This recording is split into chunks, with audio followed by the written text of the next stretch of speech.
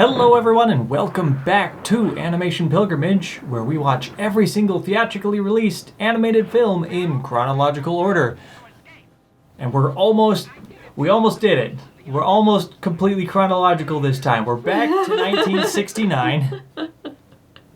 After jumping back a few years for a few other movies. But here in 1969, we are watching the wonderful world of Puss in Boots. You okay? Yes. From Toei Animation. Alright. In Japan. Yes. This film in Japan was known as Nagagatsu o Haita Neku, which directly translates to Cat Who Wore Cavalier Boots, which I think is just super cute. Nagatsu o Haita Neku. I wasn't too bad, was I? No. Okay. No. Just a little stumbly, but yeah, you were getting there. I mean, I probably also stumbled something fierce. Yeah. But I think Cat Who Wore Cavalier Boots is super cute. I mean, Puss in Boots is already like a cute name, but I don't know. The Cavalier Boots part, it's the specific boots that he wears that really pushes it into cuteness. It's not rain boots. It's not Uggs. It's Cavalier Boots. I mean, that's what he's wearing. Uh-huh. This is an interesting film.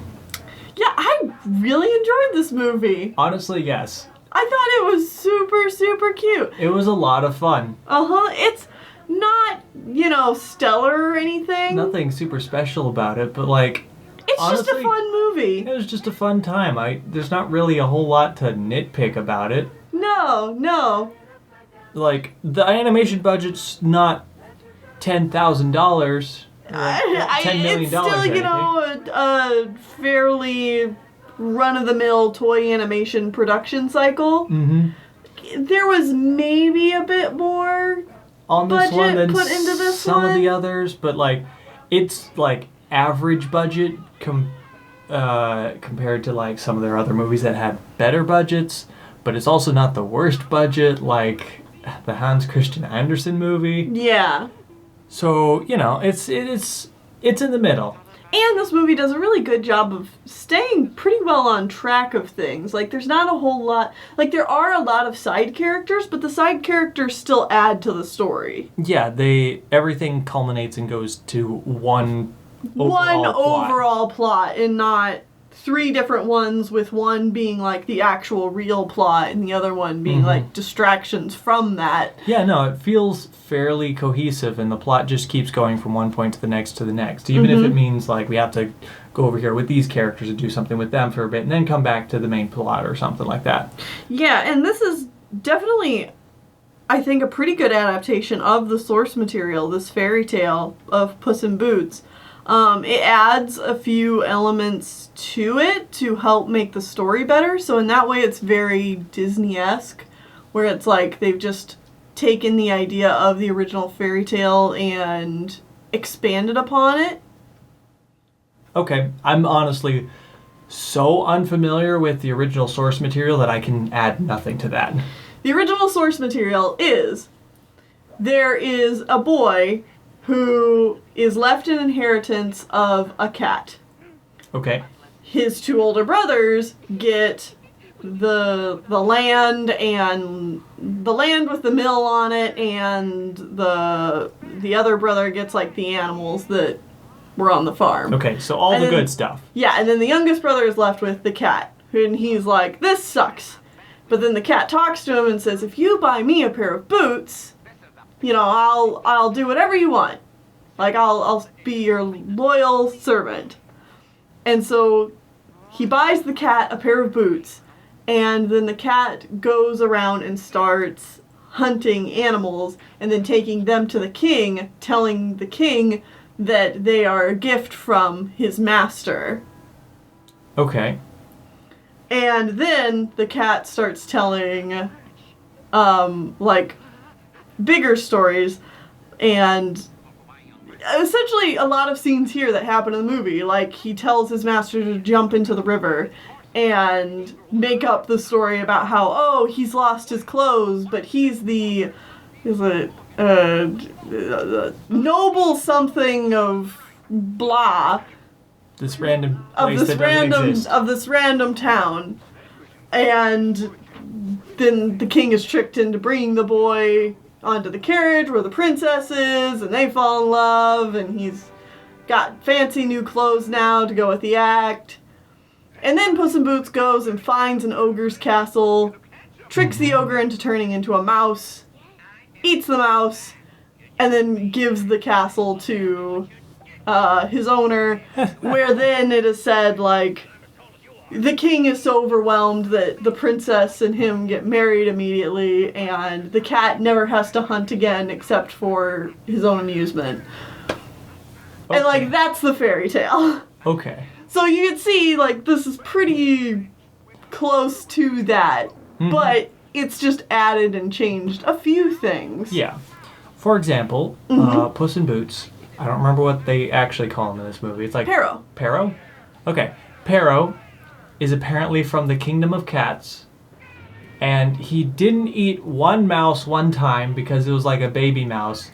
So now the Beagle Boys, scratch that, the Kitty Boys, are after him and are trying to kill him because he didn't kill a mouse, because it's against cat law. It's against cat law, so the King of Cats has a bounty, essentially, on Pero's head. Yeah, well then we have these like 3 cat characters who are cartoonishly evil. They all dress the same. They just remind me so much of the Beagle Boys. Of the Beagle Boys, yeah. From, DuckTales universe. The DuckTales universe, yeah. Or where I most commonly know them from, the... Three Musketeers. The Three Musketeers movie starring Donald, Mickey, and Goofy. It's pretty great, and that's who I saw in these roles. Either way, then Pero finds the young dingus. The young dingus, which is an apt name for him. Man, this kid is so... Boring. Yeah. I don't know what it is about his general mannerism. It's just his general mannerisms and the way his hair is cut and his eyes are all droopy and how he just doesn't emote or react to anything. The blank stare. Well, it's the fact that everybody else in the film has so much charisma and this kid has personality, 0. And this kid has absolutely 0. He just stares into space and is like, oh. I guess this is happening to me now. It reminds me so much of the main character from Undertale. Oh, Frisk? Yeah. Just because of how they act. But And they just kind of let things passively happen to them. That being said, Frisk is a 10 times more interesting character than this guy. Well, yeah, this guy because does nothing. That works in a video game. It doesn't work as well in a movie. I mean, maybe in a movie aimed towards kids like this is, where the kids can just kind of, like, put themselves in the kids' shoes. But even still, like... This guy does literal nothing. This guy is also a weird age where I'm not sure if he's a child or a teenager. In either way, the situations happening around him are just kind of... He could be anywhere between the ages of 10 and 15. Yeah. I would believe any of those ages. So it's like, I don't know. So sometimes it feels like he's 10, and sometimes it feels like he's 15, and there's this whole, like, falling in love with the princess plot, and I'm like, this is kind of weird. Yeah, it's like, you're young. Also, we have a very Toei animation princess, pretty girl. She's cute. She sings a song once. It's like... I guess this is a good time to point out, we did watch an English translation of this movie, so... Yes, we watched the dub. Yeah, the English dub as compared to subtitles. And honestly, the voice actors were fine. Yeah. It's like, I mean... There were a couple of times where I'm like, I bet that was just kind of thrown in here. That sounds like an ad-lib. Yeah. Whatever. And, like, they did a pretty good job on, like, making new songs for this and stuff. Like, they weren't terrible. No. I mean, not like great, but like they're not terrible. Could not hum you the tune to any one of them. But they didn't make me groan. Yeah, but they were fine. Either way, the king is trying to get his daughter, the princess, married off to someone rich. Yeah, the king is very, very much so in it to win it. Yeah, he needs that money, yo. Yeah. And so there's a bunch of random suitors, but they all get blown away, quite literally, by Lucifer. Yeah, that's right. I don't know what the original name of this guy was. Probably not Lucifer. It could have been. But it could have been. But the English name for this guy is Lucifer, and he's like an ogre king. Mm-hmm. And he's like, I got lots of money, and I will marry the princess. And the princess is like, no. And he's like, how dare you? 3 days. The king's like, are you sure, princess, sure? my daughter? He gives lots of money. He's like, if you don't marry me, I'll destroy everything. And like, he's inherently evil or something, so she can't marry him. Yeah, she's immediately turned off by him. But I will say, like, this guy is so charming. I actually really like him. You know, I don't know why it is about this movie, but every part of this movie reminds me of something else. Every part of it reminds you of a video game? Not all of it. Okay. The Beagle Boys aren't from a video game. I'm sorry. Well, they are. They're from Kingdom Hearts Dream Drop Distance. Okay. It reminds me of Bowser. Uh-huh. Yeah. Just, like, he's this big, kind of dorky villain that's kind of intimidating, but just so much fun and very charming. One of those guys who definitely could be evil, but really, like, he's a pretty cool guy. Mm-hmm. Yeah, it's just, he needs a little reformation. You invite him over to do some karting. He's just a karting, play tennis, maybe Mario Party, a board game. Other than the fact that he wants to kidnap the princess against her will, not a bad guy. Yeah, creeps on her with a magic seeing pool for a little bit. Really wants to get married to her. Is like really obsessed with that point in particular. Mm-hmm. Other than that, pretty nice. Pretty cool. Tries to kill the main character, but you know, that's what happens. Still, like, yeah. I mean, you're only human. Or in this case, an ogre. So... With a magical skull that lets you do magic. Yeah. So Pero / Puss in Boots is lying up a storm and playing up the main kid so much. And the main kid's like, I don't know if I want this, but also I guess I don't really have a choice. I'm kind of got to go along with it and stuff. Yeah, there's a brief moment in this movie where the kid tries to have a character arc or some kind of conflict with what's going on, so he's not just like a complete blank slate, where he's like, I don't want to lie anymore, and so he like runs off, and this pushes the plot forward in some arbitrary way. And then that goes absolutely nowhere. The kid ends up still lying and falling in love with the princess and stuff. Yeah. And they're like sitting out in the moonlight. He's like, I can't lie anymore. I'm not a prince. I'm just a random boy. And she's like, dude, I don't care. I don't care. If you got the money and power, my dad will have me marry you anyway. Yeah, it's like, it doesn't matter to me. And about this time is when the ogre kidnaps her. The ogre kidnaps her, and then... So that whole plot point doesn't even matter anyway. Well, it does actually spur Dingus Kid into action, and he's like, I must save the girl! I suddenly gained 15 points of... Bravery. And charisma. Yeah.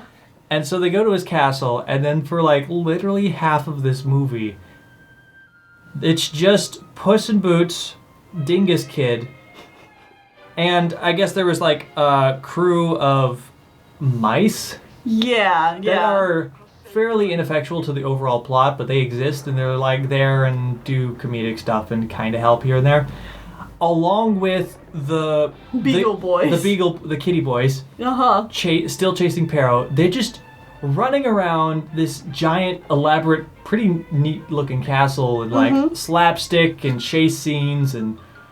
It goes on and on and on. And like not in a bad way necessarily. No, it just keeps going, and it's like, this is all enjoyable, but this could have probably been cut down to like half. Yeah, it's like, alright, I kind of wish this would wrap itself up, but on the other hand, I am still enjoying what's going on, so I don't really have anything too much to complain about. By the end, they're able to expose the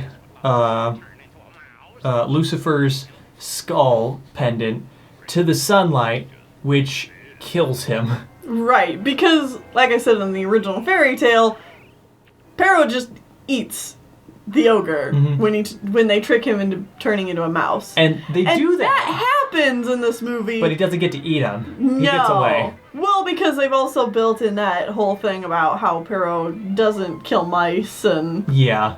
So, whoops. So they can't do that plot contrivance. Yeah. So instead they have a giant chase scene for like 10 hours. And either way, they win in the end. They get married and everybody lives happily ever after. And Pero rides off on a horse, continuing to be chased by the kitty boys. Yep. Off to have adventures somewhere else. In movie not appearing ever. I really enjoyed this movie. It was a lot of fun. It was a lot of fun. And this movie did pretty well because guess what? Pero became Toy's mascot. I'm not surprised because I was pretty sure I had seen this guy before. Yeah, I think he still is their mascot. That I think you might be correct. I mean, like, I'm not super familiar with modern toy. Just there's a lot of Japanese companies out there making movies Now, so as compared to back then when it's pretty much only them. Yeah. They are kind of the Disney monopoly of animation in Japan at this point. Yeah. But Otsuka and Miyazaki both worked on this movie. Okay, that doesn't surprise me. Yep, not a surprise.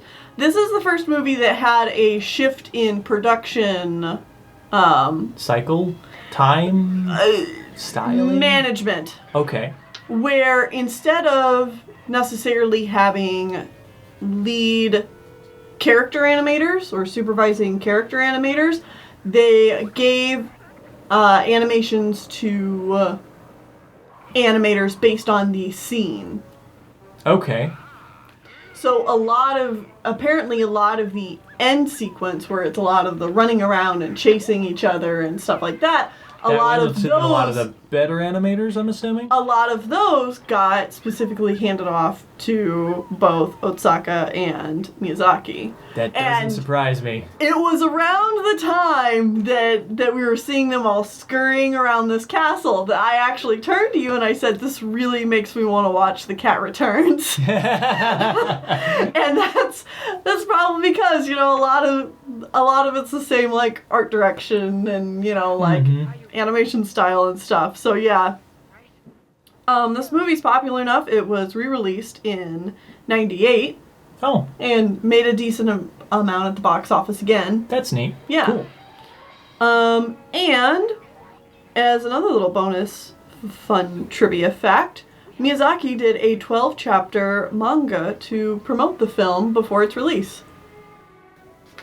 Neat. Yeah.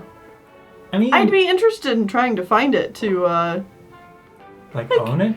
Not to own it, but just see how it looks and stuff, because I've never seen Miyazaki's work outside of animation. Yeah, that's true. That would be interesting to try to find and read.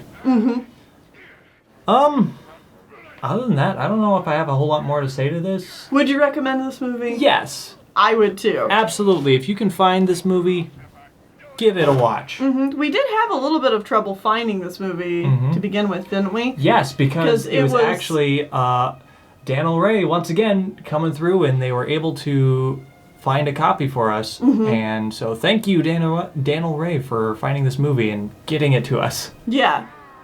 I'm glad we were able to watch this. This was a lot of fun.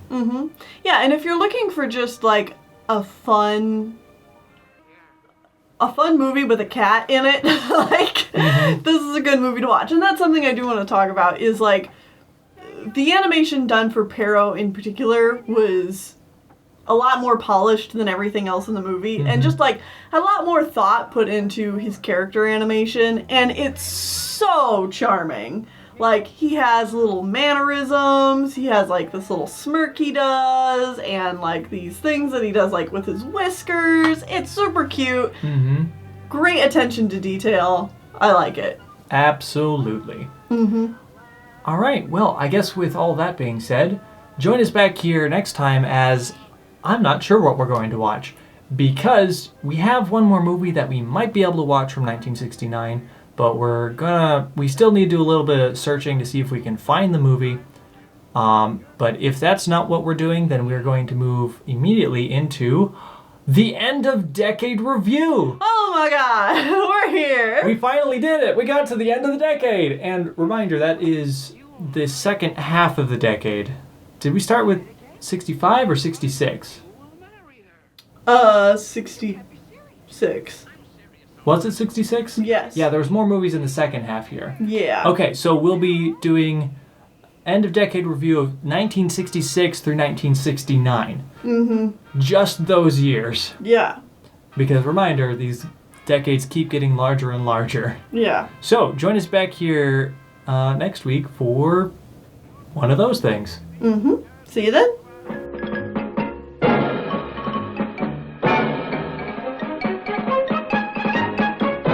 Once upon a long ago, we were told, must be so, lived a cat who made a song of